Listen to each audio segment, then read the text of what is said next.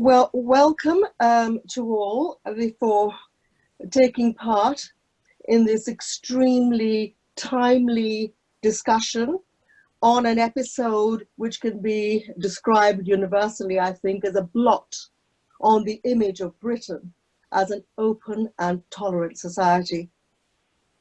And of course, credit goes to the National Liberal Club for taking this initiative. And there are lessons to be learned, as we will hear from our eminent and distinguished speakers, who were instrumental in bringing the whole Windrush scandal, exposing what happened to poor innocent victims who'd been living in this country for many, many years since they were children, and suddenly being informed that they had no right to live here, lost their houses, lost their income. And our two speakers, I will introduce very quickly. The Reverend Ambassador Guy Hewitt was one of the leading advocates for the Windrush scandal. The former Barbados High Commissioner to the UK highlighted the effects of the immigration policies of the British government on undocumented elderly West Indian-born long-term UK residents. These included the denial of the right to work, denial of benefits, denial of health care, and also for some detention and deportation. And our next speaker, of course, is Amelia Gentleman. And Amelia, I must say, I'm full of admiration for you and what you have done for the reputation of journalism. I mean, this is what a true journalist should do, and this is what you've done. With your perseverance and your hard work, you broke the story of the Windrush scandal. You're Amelia is the author of Windrush Betrayal, Exposing the Hostile Environment. Amelia won the Paul Foot Award, the Cudlip Award, an Amnesty Award, Journalist of the Year, British Journalism Awards, and London Press Club Print Journalist of the Year for her Windrush investigations. Amelia also won the Orwell Prize and Feature and Specialist Writer of the Year. Amelia previously reported from Delhi, Paris, and Moscow. So we'll be hearing them all of. But can we now start on the formal introductions? Sure. I guess that's over to me. Good evening and welcome everyone to the National Liberal Club Commonwealth Forum event, the Windrush Scandal, Where to from here. I'm Emily Robinson. I'm part of the NLC Commonwealth Forum Steering Committee. And as Rita said, I'd like to extend a very warm welcome to both Reverend Ambassador Guy Hewitt and Amelia Gentleman, and also welcome and introduce this evening's moderator, Rita Payne. Rita is a journalist, commentator, media consultant, and President Emeritus of Commonwealth Journalists Association. She worked for nearly 30 years at the BBC until 2008, where her last position was Asia editor of the BBC World News. Before moving to TV, Rita was a news editor, producer, and presenter at the BBC World Service Radio. Rita writes for a range of publications covering a variety of topics and is regularly invited to moderate or speak at public meetings on television and radio, and to participate in workshops and seminars in the UK and abroad. Among her many other positions and achievements, I'm only going to go through just a few of them. She was an executive board member at the Commonwealth Human Rights Initiative from 2008 to 2018, and vice president at Uniting for Peace. She's been a Commonwealth election observer on missions to the Solomon Islands and Sierra Leone. And Rita is also among the winners of the 2020 awards to mark International Women's Day, a list drawn up by Educating Beyond Borders. She has been nominated for the BBC Global Wreath Award and an Asian Woman of Achievement Award. So once again, welcome to Rita, the Reverend Ambassador, and Amelia. Thank you all very much for being here. Thank you, Emily. Since we have limited time, I will now, I think, hand over directly to Reverend Ambassador Guy Hewitt for his observations. But first, may I welcome Alice Barrett.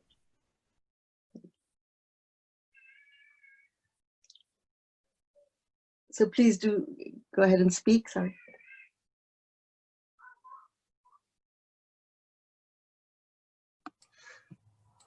Thank you very much, Madam Moderator, to the chairman, vice chair, to Amelia, my co-panelist, who I personally and officially thanked for her tremendous work, for their club members and other friends. I want to say thank you for inviting me here to be part of this Commonwealth Forum on Windrush, and to say up front that what I have to say is hard to say, and for some of y'all may be difficult to hear, but there are some things that need to be said about this Windrush scandal and require some very frank words. The Brexit vote, the Windrush scandal, the growing anti-Semitism, all point to Britain's failings on matters of race, ethnicity, and migration. And looking at it from where I sat, both in my role in the UK as High Commissioner, but also as a Brit and a member of the person of the Commonwealth, the UK seems to suffer from what I call negrophobia, a dislike of Black people. It seems hard, and it is hard for me, having both Caribbean, English, and Indian ancestry, where the complexities of race are a lived experience, to be able to say or have to say that England, the land of my birth, which wrote the rules on fair play, would violate them all, especially with the coming to treating people as human beings and with dignity. Without going into all the details, you all know the Windrush scandal was a consequence of Theresa May's ill-conceived and I dare say xenophobic and racially directed immigration policy. And the outcome was, in her trying to create this hostile environment for illegal immigrants, was to shut elderly West Indian-born long-term residents in Britain out of the system. As mentioned before, the less fortunate got detained, some were deported, and Amelia chronicled that situation fantastically. But I want to also quote Professor Gary Young, who was a colleague of Amelia's and the Guardian editor at large, who pointed out that the persecution of West Indians was no accident, but rather, as he said, cruelty by design. Gary went on to say that this was not a glitch in the system, it is the system. A system cannot fail those it was never meant to protect. And as mentioned earlier, Barbados' first London-born High Commissioner, the Windrush scandal fractured my sense of self, because here was the land of my birth seeking to tell people from the land and region of my identity that they were no longer wanted, and that despite being British citizens from birth, should go home. I recently observed from across the pond, as I'm here in Florida, fellow Brits joining this worldwide Black Lives Matter protest to demand an end to systemic and institutional racism. And we remember the Macpherson report that spoke about institutional racism in Britain. And while I didn't condone the destruction of public property, the dismantling of the statue in Britain of the known slaver Edward Colston was symbolic, because for many of those of the enslaved who would have lost their life at sea, it would have been cathartic, I think, for those from the West Indies or West Indian ancestry to commit Colston's likeness to a watery grave. And we know that racism was not the natural state of affairs between Brits and Black people. It was with this so-called discovery of the so-called New World, when there was a demand for a labor force to exploit these new colonies. They used science, social theory, and religion to dichotomize the world between civilized and savages.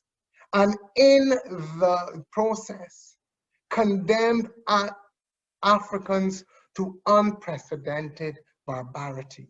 And this is a challenge. And the root, though, of the Windrush scandal goes to the fact that when West Indians came to Britain after the invitation in the post-war era, they came as citizens of the United Kingdom and colonies under the 1948 Nationality Act. And they came as internal migrants, no different in movement from the English or the Scots or the Welsh or the Northern Irelanders. But they were not accorded the rights of their legal status.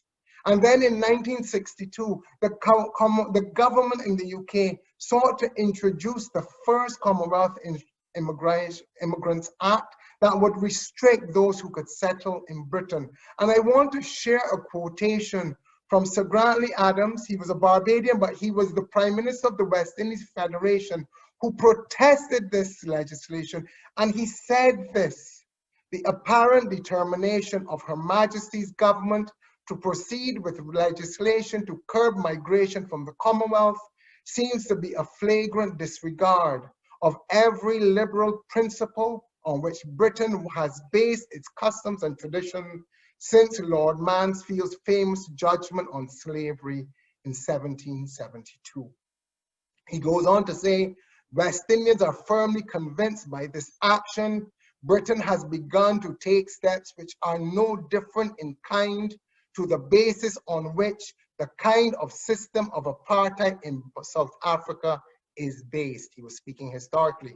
And he said the government of the United Kingdom is not only jeopardizing the future of the Commonwealth, for which it has high hopes, but Britain's own reputation for justice, tolerance, and fair play. And this is where we are at now, that the Windrush Scandal erupted to coincide with the 50th anniversary of Enoch Powell's odious River of Blood speech.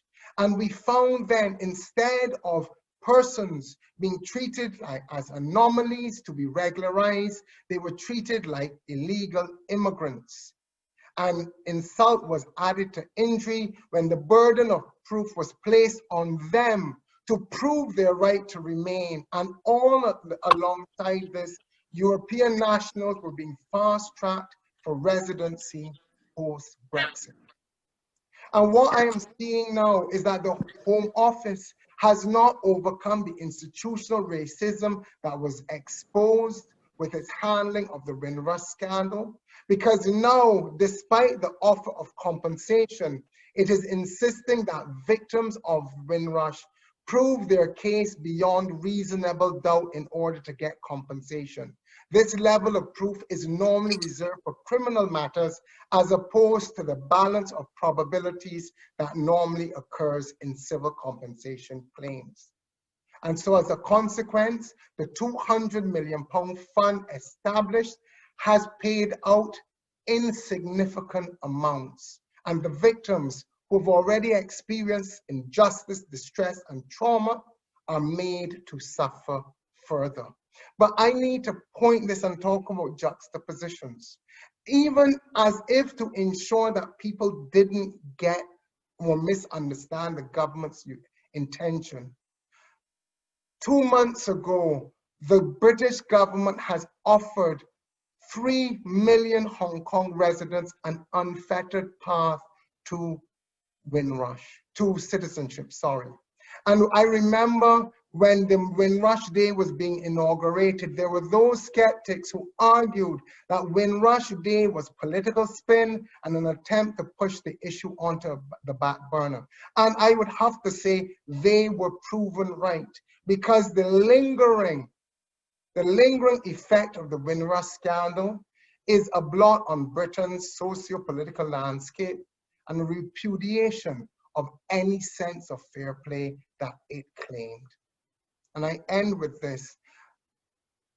Martin Luther King Jr., that amazing civil rights activist, in his letter from the Birmingham jail wrote, "Justice too long delayed is justice denied." And this is the case of the late Sarah O'Connor and Paulette Wilson and other victims who became fatalities of the Windrush tragedy because they died without seeing justice being served to them and all the innocents who endured Britain's modern day racism. I'll stop there and give way happily to Amelia and willingly take any questions that you would ask or have for me. And Madam Moderator, if I can ask, please, no formality. I'm happy to just be called Guy. Thank you all, and again, thank you for allowing me to share with you all. Thank you very much, Guy, for your very passionate presentation on the plight of this generation who suffered needlessly, who gave so much to Britain.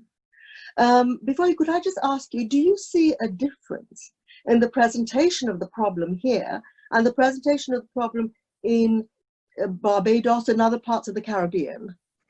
Well, honestly, on reflection, if there was one regret of leaving my post and moving on to new things, was that the voice of the Caribbean on this issue has largely been muted. The leaders in the Caribbean, because the Windrush generation or that wave of migrants happened so long ago, there is a seeming disconnect between them. As I've said in other fora as well, unfortunately, there was the colonial divide and rule strategy that took place. That meant that the Caribbean, some Caribbean countries willingly silenced themselves and silenced others.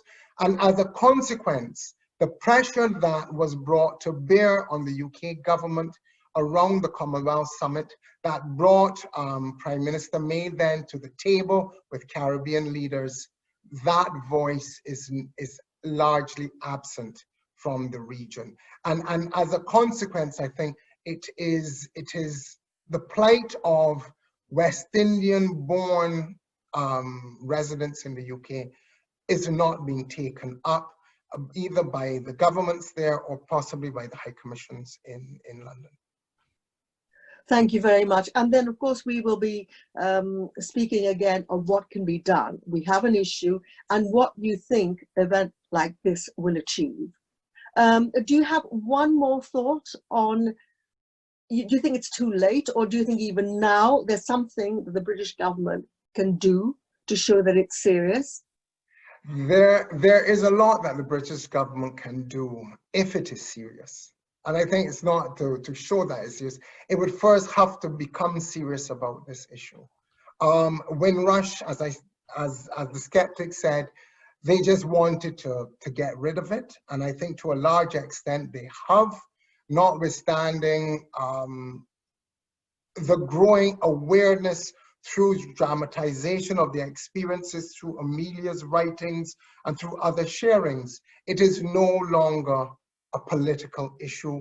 There is no longer the public pressure for it. And that's why, notwithstanding what I observed of the Black Lives Matters protests in the UK, unfortunately, they didn't seem to dovetail into Windrush Scandal.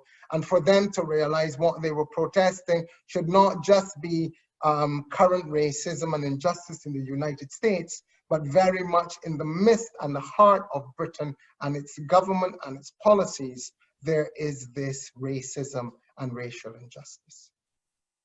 Thank you, Guy. Obviously, there's a lot more we'll be talking about later in this discussion. I'd now like to invite Amelia to speak and make a presentation. Amelia, I must say personally, I was extremely moved, angered by these stories that you brought up, that these were just human beings. And I think the problem has been that the British government has always considered immigration just a matter of figures and numbers and wanting to win votes and to get the right mood, because they saw that the polls were showing that there wasn't an appetite for more immigration. So Amelia, could you tell us a little bit more about the book yourself, what prompted you to write it? Yes, thank you. Can you hear me? Am I unmuted? Yes, good. Thank you so much for your very kind introduction, and thank you to Guy. Guy, we really miss you. I think it's time for you to come back to the UK and take up the fight again. So please do book a sabbatical over in London, because yes, we absolutely miss your campaigning spirit. I'm really happy to be talking about this issue because I am, like Guy, I suppose, very anxious that it remains on the political agenda, and that everything that's happened in the last few years isn't allowed to be forgotten about. And that's, I think, one of the reasons why I was very keen to go on writing about it, and one of the reasons why I've written the book that you mentioned, that really unpicks why it was that we had this very, very terrible situation unfold in the Home Office, and the extent to which the problem continues. It is coming up for 3 years since I've been writing about this issue and really focusing on it in quite an obsessive way. And the first person who I spoke to about being caught up in the government's hostile environment was a woman called Paulette Wilson. Paulette was somebody who was wrongly detained by the Home Office. She was arrested twice after she'd been told that she was in the UK illegally. And she was very puzzled by why she had been branded an immigration offender by the Home Office, given that she'd lived in the UK entirely legally for over 50 years. Paulette was somebody who came from Jamaica at around the age of 10. She left Jamaica to come to the West Midlands, where she moved in with her grandparents who were working here. Her grandmother was working for the health service, and they also had come here entirely legally. Paulette brought up a daughter in Britain, a granddaughter. For a while she worked for the House of Commons as a chef, and lived an entirely law-abiding life. So she couldn't understand why it was that she'd been branded an immigration offender. I went to interview her for The Guardian in November 2018, shortly after she'd been released from a week in Yarlswood Immigration Removal Centre, where she had very narrowly escaped being deported to Jamaica. She'd been booked on a flight there and was only helped to be removed from it by the intervention at the last minute of her MP. But nevertheless, it was extremely traumatizing for her to have got so close to being deported from a country where she'd spent over 50 years, back to a country that she'd left at the age of 10 and where she had no close relatives. It is particularly upsetting for me to be talking about this issue today, because tomorrow I'm going to Wolverhampton again for Paulette Wilson's funeral.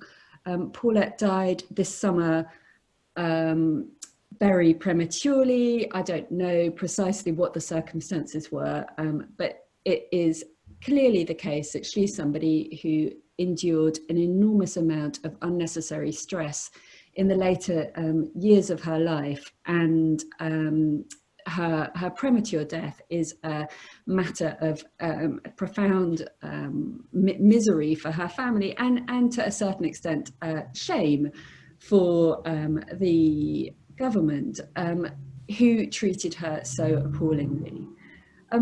As a result of talking to Paulette, we published her story in The Guardian, and slowly more and more people began to get in touch saying, we also know people who have been wrongly classified as illegal immigrants by the Home Office, and who are unable to persuade officials that they are in fact here legally and have been here legally for 40 or 50 years.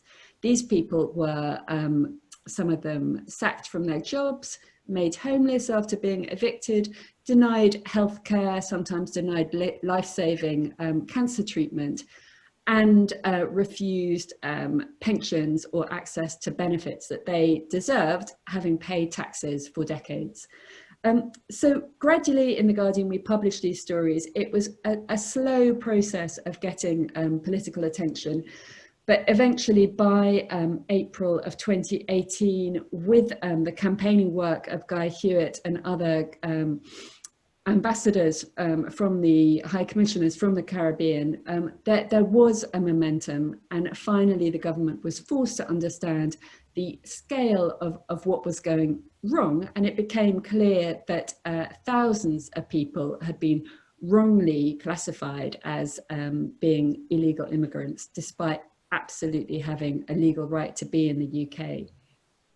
So now, I suppose, wanting to look forward a little bit, it has been now over 2 years since Amber Rudd resigned as a result of this whole issue, since Theresa May apologised and promised to right the wrongs of the Windrush generation. And we've now had very effusive apologies from 3 consecutive Home Secretaries. After Amber Rudd, we had Sajid Javid, who promised to resolve the issues, and now we have Priti Patel, who has also made a very, very effusive commitment to sort things out. And it's worth taking a quick look at what's happened over the last 3 months. So in oh, actually, it's more than 3 months now. It's coming up for 5 months since we had the publication of the independent review into what had caused the Windrush scandal and what needs to be done in order to ensure that such a scandalous thing can never happen again under the watch of the Home Office. So in March, at the end of March, just before the world went into lockdown, we saw the publication of the Wendy Williams Lessons Learnt Review, which is an incredibly forensically researched an analysis of what went wrong. Wendy Williams had a team of about 25 people interviewing something like 400 Home Office members of staff and politicians, and over 200 victims of the scandal. And she came up with 30 very hard-hitting recommendations about what the government needed to do in order to make sure this never happened again. Unfortunately, this report was published pretty much 2 or 3 days before Britain went into lockdown. We had new apologies from the government, but it was broadly forgotten about until the 22nd of June, which is the new Windrush Day in the UK, as kind of a positive celebration, I suppose, in a way, in that it's being given money by the government to community groups all over the country have been given an annual grant of £500,000 to celebrate the contribution of the Commonwealth Windrush migrants and the contribution that they've made to UK culture and to the UK generally in the 70 years since they began to come post 1948 in large numbers.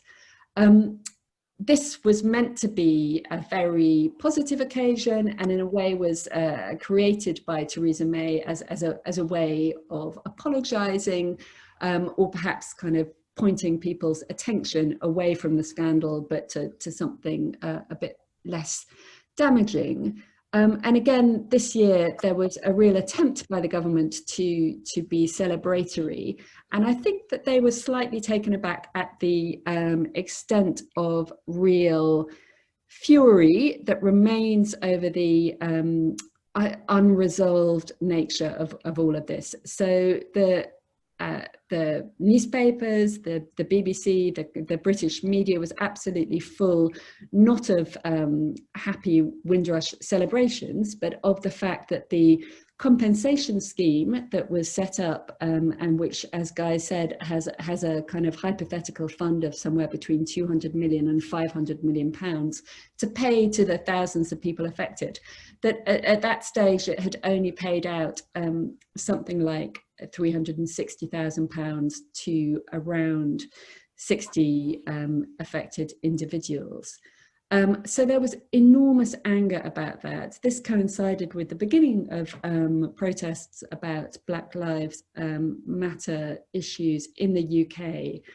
And so I think quite unexpectedly, we then had an announcement by Priti Patel a couple of days after Windrush Day that she was going to implement all 30 of the recommendations made by Wendy Williams. And if those 30 recommendations are indeed implemented as promised, then I think we can be very positive about the direction of the Home Office. This is a kind of timely moment to be having this event, because really everything depends on what happens over the next couple of months. We really have to watch very carefully to see whether the Home Secretary and Home Office officials do indeed implement those 30 recommendations as promised. And just to give you a flavour of what they are, I suppose the most significant recommendation is recommendation 7, that commits the government to launching a full review of the hostile environment policies that caused all of these problems. This is the most significant element, because although we've had all of these apologies, and although the hostile environment has subsequently been rebranded as the compliant environment, none of that legislation has been repealed, and people continue to fall foul of the hostile environment despite being in the UK entirely legally. So I think, yeah, I think certainly my job as a reporter over the next few months will be to look at whether or not those promises implicit in accepting those recommendations are actually met, or whether they will turn out to be just more slightly hollow apologies. In conclusion, I kind of always, I don't want to be totally negative. I feel very sad, of course, that a lot of people remain without compensation, and that you know that the importance of compensation isn't just about giving people a kind of moral sense that you know, here's some money, but to recognize that you have been wronged. Actually, for a lot of people, they need the compensation because they've got into debt and into real difficult financial situation as a direct consequence of the Home Office causing them to lose their jobs or be evicted. So it is very, very unfortunate that 2 years after this was first apologised for, so few people have actually received that compensation. But on the plus side, something like 12,000 people have now been given documentation proving that they are and always were in the UK legally, and many of them have had have been naturalised and given citizenship. So there have been some really, really positive bits of work done by the government's Windrush task force, and I guess we just have to keep holding them all to account. That's all I want to say, but very, very happy to answer questions. Amelia, I must say that I'm still thinking about many of the people whose stories you told. And, you know, there was Sylvester, wasn't there? And the amount they suffered, the tension, and some of the, you know, what it's done to them, I can't even imagine being in that place. But what is your feeling now? Do you think that The Guardian will continue to support you? Because you know how people's attention spans move so quickly, and news can be headline one day, and it's very difficult to keep up that momentum. How do you see the way forward, media-wise? I think with The Guardian there was an understanding right from the moment that we spoke to Paulette Wilson 2.5 years ago, that there was a really, really serious problem. The scale of it wasn't immediately obvious, but became clear with the months passing. And there is a continued commitment from the editor to pursuing this issue and to making sure that the commitments to get it right are adhered to, because as you say, we and me and colleagues have spoken to so many people whose lives have been really, really catastrophically affected by this government policy. And so I suppose collectively feel we owe it to them to go on writing about it and continue to hold the government to account. Now, of course, you and Guy have both worked hard in your own ways to highlight these particular stories. And also there'll be lessons learned, which must have struck you as well. So when we see what's happening with Brexit, how concerned are you that the same scenario will be repeated when it comes to the government trying to get rid of those who came European Union nationals? So on the positive, I know that Home Office officials thought very carefully about what went wrong with Windrush when they were setting up the EU settlement scheme, which was in the process of being set up in 2018, just as all of this hit the headlines. So this is a scheme that has to register something like 3.5 million EU citizens who are currently living here, who have to apply for settled status if they're to remain here after 6 months after Brexit. So I think it's June 2021. That process has gone so far more smoothly, I think, than perhaps anticipated, but that there are real headaches in the waiting in the wings, because although something like over 3 million people have already been granted some form of status, for a lot of those 3 million, that status is currently only provisional, and they'll have to renew their applications within the next 5 years.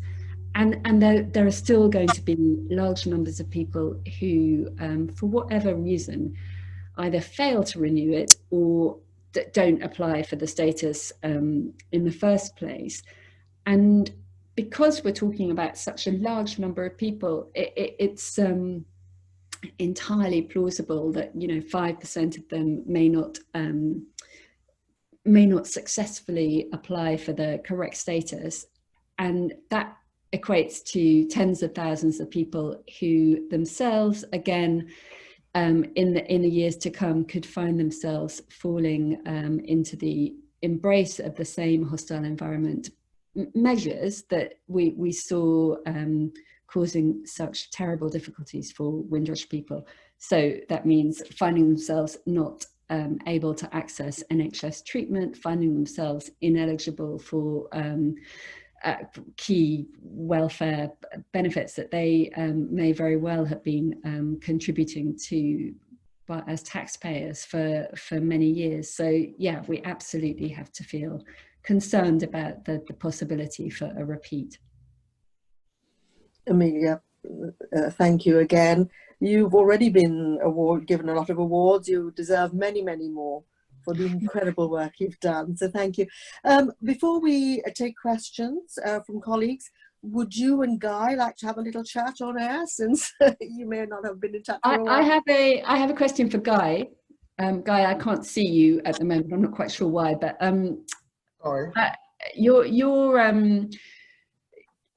you feel that not enough is being done to keep the momentum alive in the UK. So what is it that you would recommend to your colleagues over here, or indeed to the media over here, if you were here, to make sure that this issue continues to be at the top of the agenda? I would say, Amelia, and again, looking back on what you were able to do, what The Guardian did as a newspaper. It starts by people caring and taking ownership of a situation. It was for me a peculiarity of sorts going to London or coming to London as High Commissioner when it was the land of my birth, when I'd spent a considerable time in the UK. And for those who forgive me, depending on your orientations, I realized it was providential, my being there, because it was real to me. It was my coming to terms with, this was not about my job. This was about the fact that I was a product of the Commonwealth, that my father and mother had gone there to study, and I came along. And the Windrush Scandal could have been about my parents, could have been about my family, could have been about their friends. And I took ownership and responsibility for it in the way that you did. Unfortunately, as I said, the politics got played out.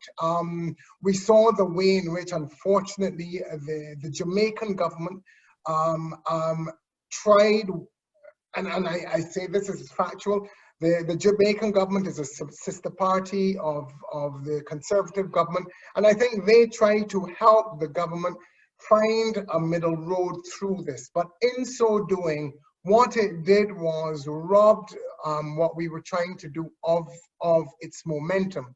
And you understand that the Jamaica, in terms of numbers, is half of the West Indies in terms of population size, and I would dare say influence. And so the region gave up, or I would say dropped the ball, presuming that all was going to be well. And I will have to say that in 2018, when I was coming to the end, or decided to end my public sector career, I honestly did think that this was going to resolve itself. But but then I had to look at, and this is why when I look at these situations through the long lens of history, you realize that this is not just an aberration, but this is how it has always been. And what you need, as you did, and I was able to help to contribute towards, is to hold people's feet to the fire.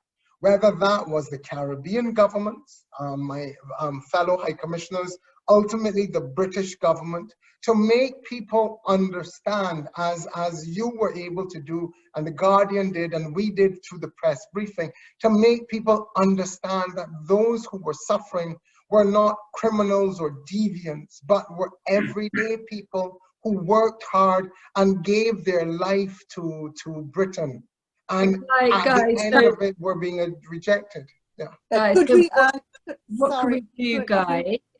What can we do in order to make, for example, the Jamaican politicians or the Jamaican High Commissioners in the UK more engaged with this issue?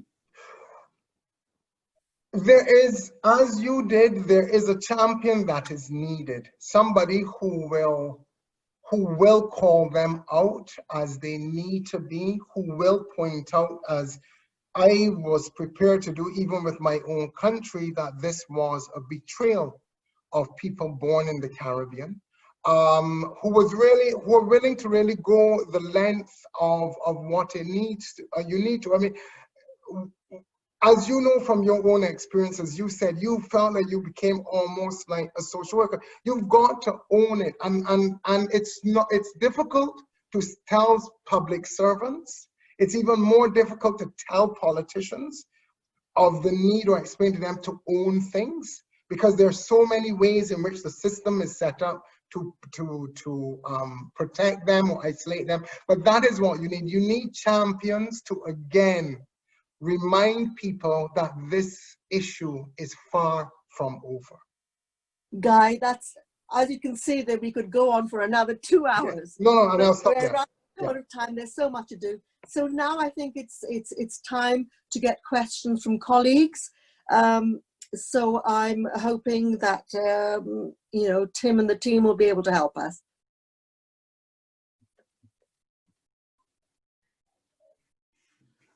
Well, can I perhaps chip in first? It's Rupert Morris. I'm chairman of the club, and I want to welcome you both on behalf of the club, Guy and Amelia. Thank you very much for coming. Lots of us have been looking forward to this. It's been fascinating and appalling, of course. And I wondered if you could bring us up to date with some of the, I mean, it's the human interest stories that I feel keep this most alive. Amelia, you know, your stories, which I remember reading, were truly appalling. And I wondered, there's nobody still being held, I hope, at Yarl's Wood or anywhere else. But can you tell me how many claims are pending? And do you have many kind of stories to tell right now about people who are suffering because of this appalling injustice?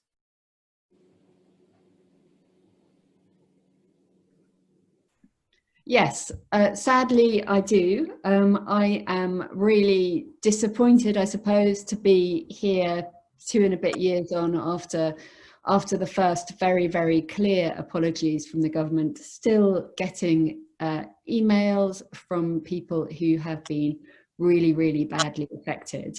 And you know, almost every day or two I have an email that really stops me in my tracks, because it's very hard to write about every single case, but each time I think, well, you know, this is so bad that it needs to be. So on at the front of my mind at the moment is the case of somebody who's currently in Jamaica, who I won't name because I'm not sure yet that he is happy to go public with it. But he was somebody who was wrongly denied the chance to return to the UK, having travelled to Jamaica for a funeral. He had a very pragmatic and practical response, found that he wasn't able to return to the country where he'd spent 4 decades, where he'd been to grammar school, where he'd grown up, wasn't able to return to his family in the UK, so rebuilt a life in Jamaica, where he has been now for some time. He applied for citizenship after all of this emerged, and has recently had it rejected because he hasn't spent enough days in the UK in the last 5 years. And this to him is so absurd and upsetting that, you know, of course he couldn't have spent enough days in the UK in the last 5 years, because he was banned from being banned from traveling to the UK. It's just kind of these really extraordinary catch-22 situations, and I'm sure he will appeal, and I hope that he appeals successfully. But it is remarkable to see people having to go through more and more hoops when you when you really hope that by now there would be a degree of leniency. And it's very much the same in terms of writing about people's compensation claims, because, as I think Guy mentioned, I mean, one of the problems that caused so many people to get into this very, very difficult situation in the first place was that officials within the Home Office were very disinclined to give people the benefit of the doubt, and they said, well, if you're saying that you've been living here since before 1973, you need to give us documentary evidence locating you in the UK for every year since before 1973, which is a kind of, you know, which I would struggle to do. But having understood and apologized for that kind of excessively officious approach, the compensation scheme in many ways is requiring people to provide very high levels of documentary proof of lives having been upended, so that if somebody, I'm trying to think of a good example, but for example, if somebody has become very unwell as a result of this and hasn't been able to work for the kind of dual,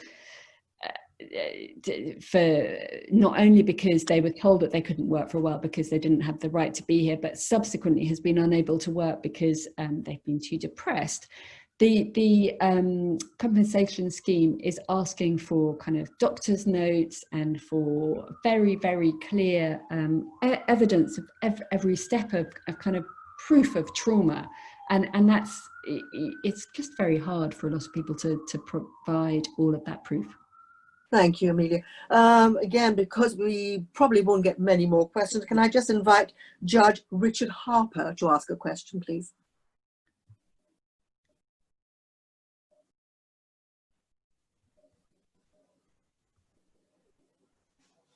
It's possible maybe he's muted. Chair, I've sent you the list of people who applied to ask a question in your chat window. That there are 5 ahead of that person. Well, could I, because my chat window at the moment, I don't want to press on that. Could I invite you to put them on, please, if you wouldn't mind, with Tim's help? Of course. Next is Subu Loganathan. Hello, hi. Thank you so much, Rita and Reverend Hewitt and Amelia. It was really insightful and shocking. It's shocking that we still have so many open cases and so little has been done. My question is actually to Reverend Hewitt. You had mentioned about Black Lives Matter and the impact on, and I think Richard probably has a question on that specifically, but the question is, Black Lives Matter, which looks like institutional racism as a whole, and say Brexit, which looks like protests for freedom of movement, are they taking the focus away from what is essentially a specific and quantifiable set of wrongs, which can easily be resolved by a government who took them 6 months to come up with a really good app for citizen status, or sign off about millions of Hong Kong people to come and be resident here? I mean, is it taking the focus away from what could be easily resolved? I'm not saying about taking the focus. It's about consistency of approach. And that's one of the things when I deal with issues of inclusion, whether it's issues of gender or race or abilities or sexual orientation, one has to be consistent. You have to establish what the principle is.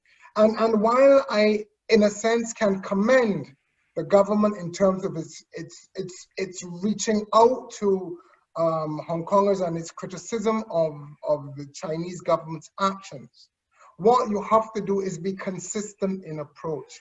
And that's the challenge that happened here. As I said, when I initially got into this discussion with the Home Office, I said to them, all of those people who arrived, especially those who would have arrived before countries became independent, they would have been British citizens. And I mean, this is not naturalized British citizens. And this is part of the problem, that people who were born in Britain, technically and practically, are being put through a process of naturalization. And so when you say, where were you born? The person says, I was born in the United Kingdom.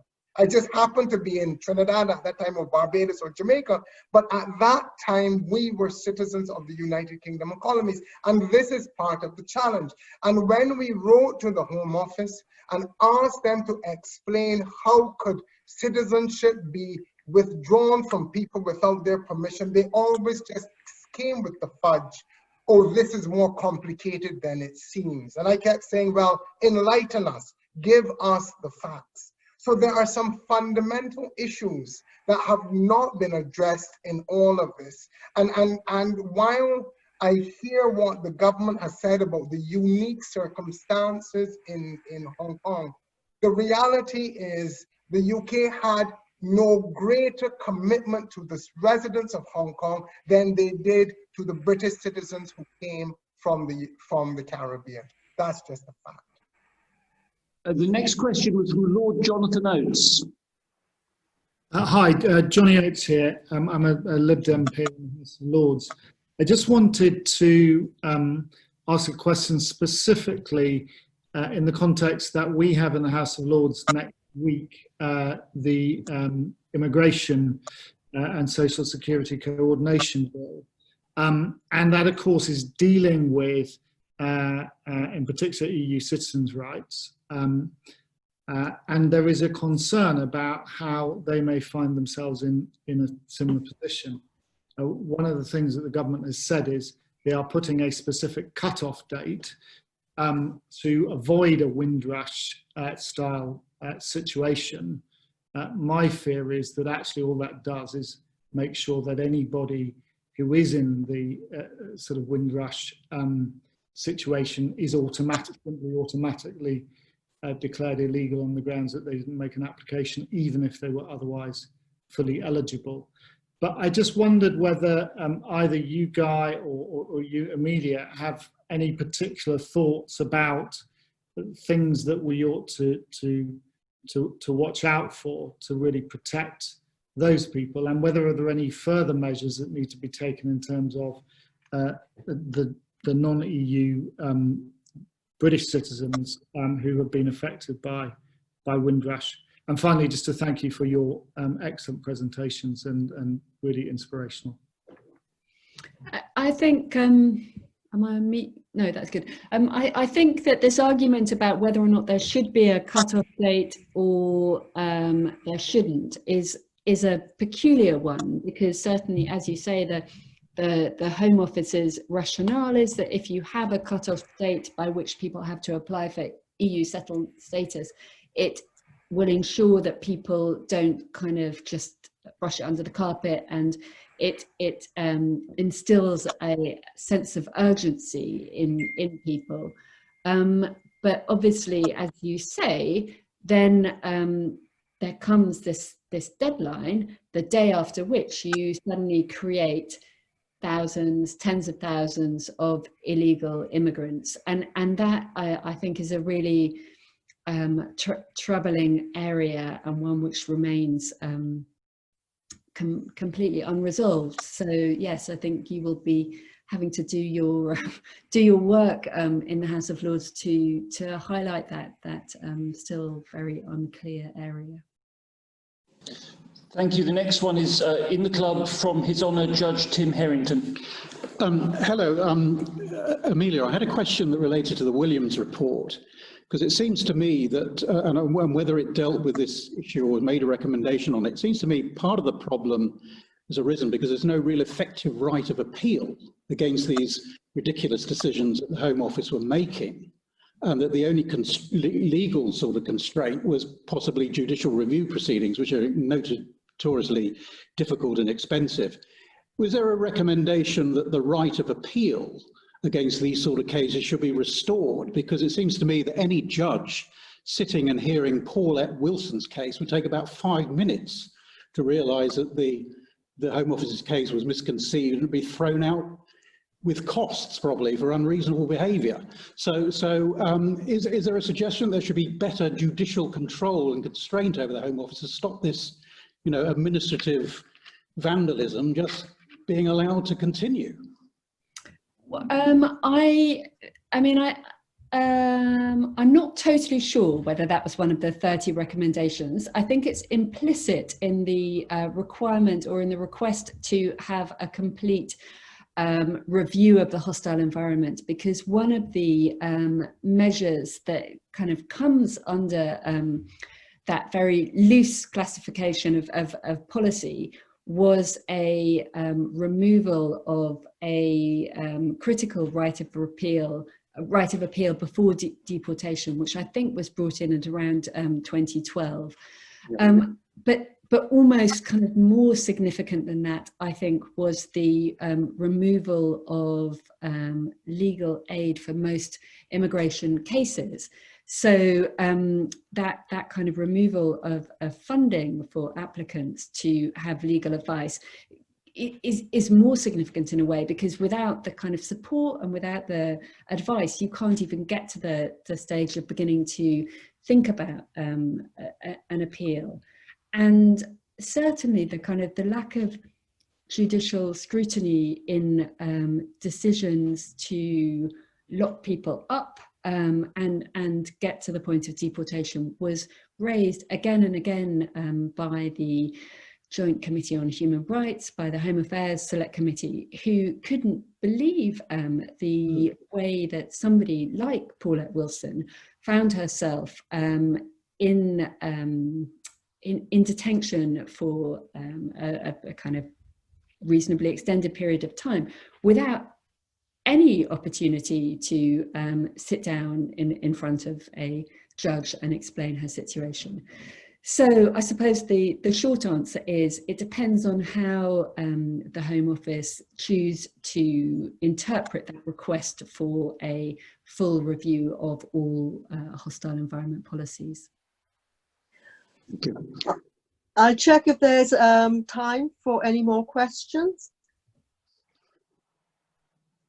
I've got one from Noel Haji Michael, and then, perhaps we then have to start winding up. Thank you. Thank you very much, Tim, Rita. Thank you, Amelia and Reverend Hewitt.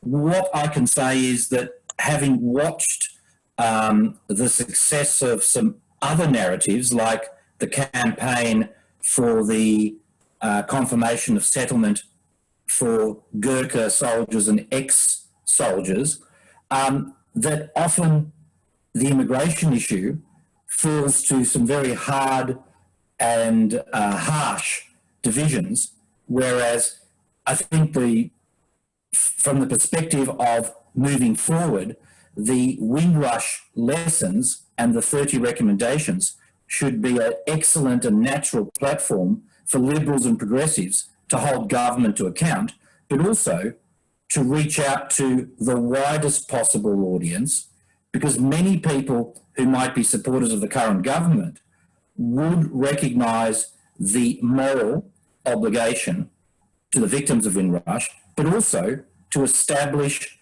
a better foundation for our relationship with the broader Commonwealth.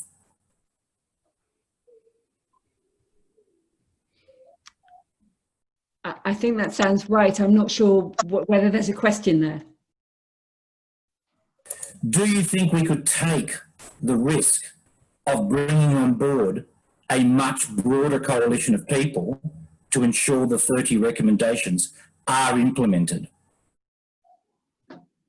I think, I'm not sure where the risk is. I think there should be a total coalition of support for these recommendations, because they are, I mean, I suppose they're reasonably carefully worded, in the sense that the critical area around the reform of the hostile environment isn't calling for it to be swept out. It's calling for its efficacy to be analysed, and in a way that's quite a kind of clever formulation, because all of the analysis that's been done of the hostile environment so far has found that it's both extremely it's had a very cruel impact on the wrong targets, and it also hasn't succeeded in its main goal, which is apparently around bringing down net migration figures. So it's a kind of cleverly worded recommendation, because it's not saying, immigration good or immigration bad. It's just saying, look at this policy and see whether it works. And we already know that it doesn't work. Thank you. Maybe now it would be time to wind up, because it's been so informative, enlightening, and as we said, we'd like to see some results now and maybe a change of attitude. And so Amelia and Guy and the National Liberal Club team, thank you so much for your support behind the scenes. And now I would like to invite Janet Berridge to say a few words. Thank you very much, Rita. Amelia and Guy, thank you so much for your very impassioned contributions this evening. I could go on listening for another couple of hours.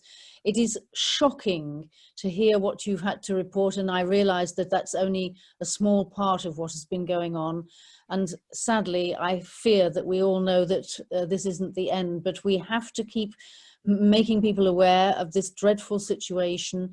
And I hope that you will get lots of support from people who realize that this cannot be tolerated. And it's such a tribute to our club that we have a very diversified membership and a lot of people who are interested in the Commonwealth and what it achieves.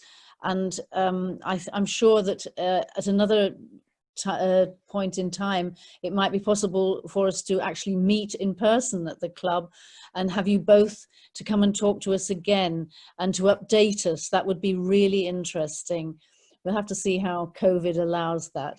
But thank you so much, both of you, for this evening. It's been most informative, and thank you to Rita for chairing, and thank you to Emily for her introduction. And as always, Tim in the back room, as it were. We wouldn't have got there without you. Thank you, everybody. Have a lovely evening. Goodbye. Thank you so much. Thank you. It's been really, really interesting. Thank you. Thank you. Thank you all.